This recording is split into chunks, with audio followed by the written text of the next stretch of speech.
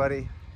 Just going on my daily walk with the dog, and I was thinking about how much taxation is theft and some cool strategies that I utilize to legally not pay taxes. And so I wanted to share it with you guys because it's so important to really increase your net worth and increase your cash flow on an annual basis and increase your reinvestment capital, which is really key to being able to create, complete financial freedom in your life.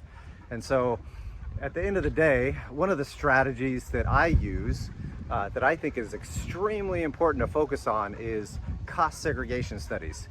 So I bought 2 mobile home parks this year, and our total capital investment was about $1 million. And we ended up getting, through cost segregation studies, about a $600,000 tax deduction. So guess what? I'm not paying taxes this year. So it's really interesting when you can come in and find strategies like this to take giant chunks of taxes off of your plate. And so all the cost segregation study is they take the building and they go through and the building and the land and they break it apart, and you're normally only allowed to depreciate the land piece of or the building piece of this and not the land, okay? And when you do that, you can then depreciate that building normally over 27.5 years if it's residential.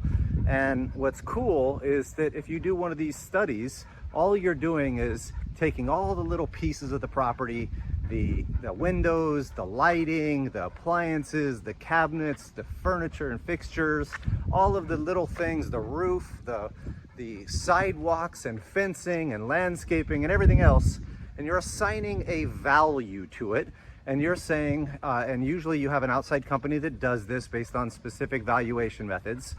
And then what happens is they break it apart in these little pieces, and what it does is it turns it into 5, 7, and 15-year depreciable property instead of 27.5-year depreciable property. So you take those costs and you divide them by 5 years, 7 years, or 15 years to get your annual depreciation number or tax deduction, instead of 27.5 years by attributing them all to the building. And when you do that, you can take those 5 years and 7 years and some of the other property and front load the tax benefits through bonus depreciation in year 1. It's an awesome strategy to deal with. Now, you got to be careful about recapture, so you only want to do this if you're holding these properties long term for cash flow, but it can be a massive benefit across the board when you're dealing with taxes.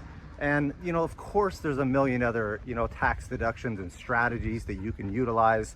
One of the best ones is going through and tracking all your expenses, starting a small business so that you can turn some of those personal expenses into business expenses by attributing them to the business, as long as you're using them for that business based on a ratio that you allocate based on what the business use was. There's some strategies like that. You can utilize pension funds and self-directed 401ks and IRAs to get contributions and make investments right inside your own 401k or IRA plan.